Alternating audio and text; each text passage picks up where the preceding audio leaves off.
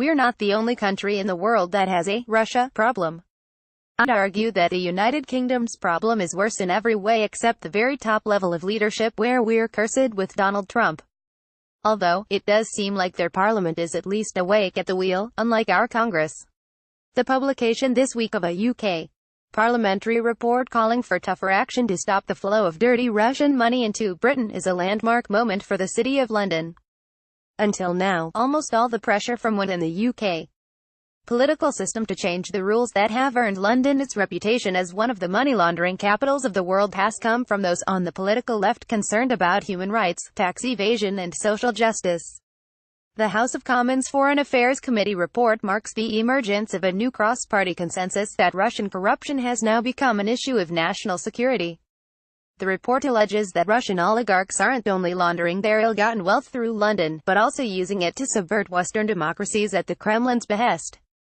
In their efforts to combat Russian influence, London is paralyzed to a great extent and by a variety of factors that include the narrow self-interest of their economic elite, their traditions and culture of anything-goes capitalism, and their need for foreign capital.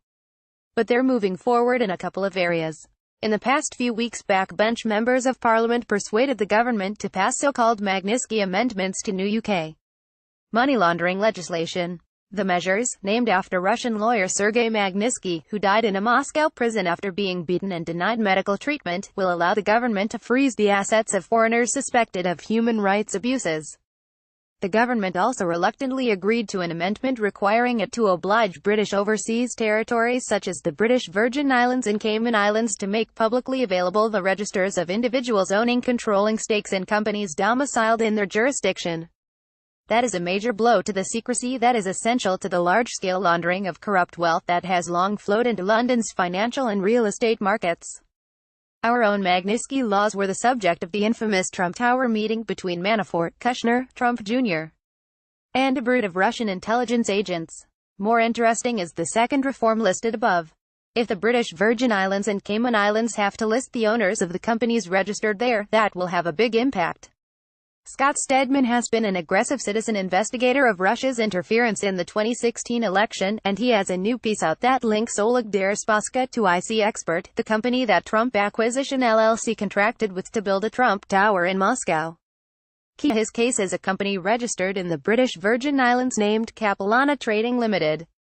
This obscure entity was the majority owner of IC Expert until a few months before the deal was struck in an October 2015 letter of intent.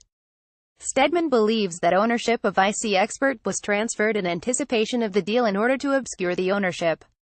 Weeks after IC Expert's chairman Andrei Razov was granted amnesty by the Russian government in a negligent homicide case, the majority ownership of IC Expert was transferred to a prominent Cyprus lawyer in order to mask the true ownership. Deripaska's connection to Capilano is through his Cypriot manager, Ioanna Theophilou.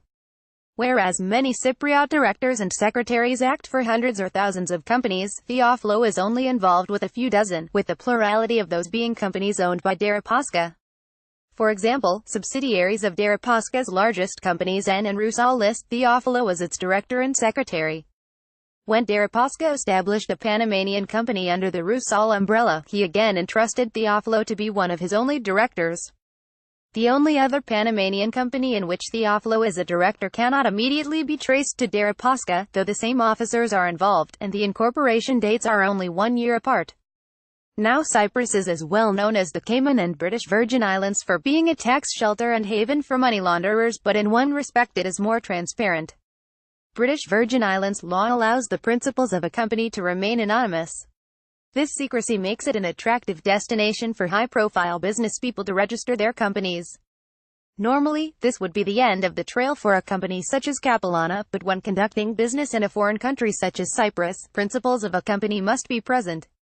It's through this requirement that Stedman was able to ascertain that Deripaska's Cypriot agent Ioanna Theophilou has been the director of Capilano Trading Limited.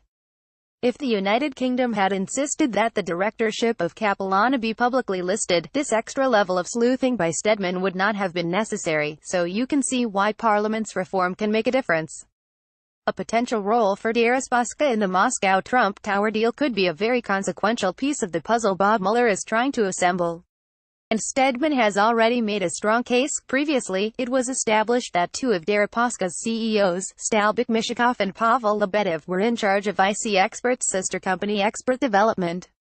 One of Deripaska's closest associates and one-time personal lawyer, Mishakov served as CEO of Expert Development for over a year, and oversaw the development of a large shopping center in Rutov, Moscow. At the same time he was serving as CEO of Expert Development, Mishakov was also part of the leadership team at N Group, an energy company controlled by Deripaska. The multi-billion-dollar conglomerate is one of Deripaska's most successful ventures to date. Lebedev and Mishakov previously worked together at another Deripaska-owned company, Altius Development, which built the Olympic Village for the 2014 Winter Olympics. Mishakov, Lebedev, and Andrei Razov also all served on the board of directors of the industrial firm 1MPZ. As a reminder, Deripaska is the man Paul Manafort was indebted to the tune of $19 million. Deripaska has become a key player in the investigation into Russian interference in the 2016 U.S. elections. Former Trump campaign manager Paul Manafort was deeply in debt to Deripaska, at one point asking how he can use his position on the Trump team to get whole. In July 2016, Manafort offered to give Deripaska private briefings about the campaign. Unraveling these types of financial relationships is difficult even with all the resources our government can bring to bear, and that's obviously by design. It's true that if the British Commonwealth becomes a less attractive place to do dirty business, that the bad actors will shift their money elsewhere, but at least the UK has decided not to make things easy for the people who are trying to subvert Western democracies at the Kremlin's behest.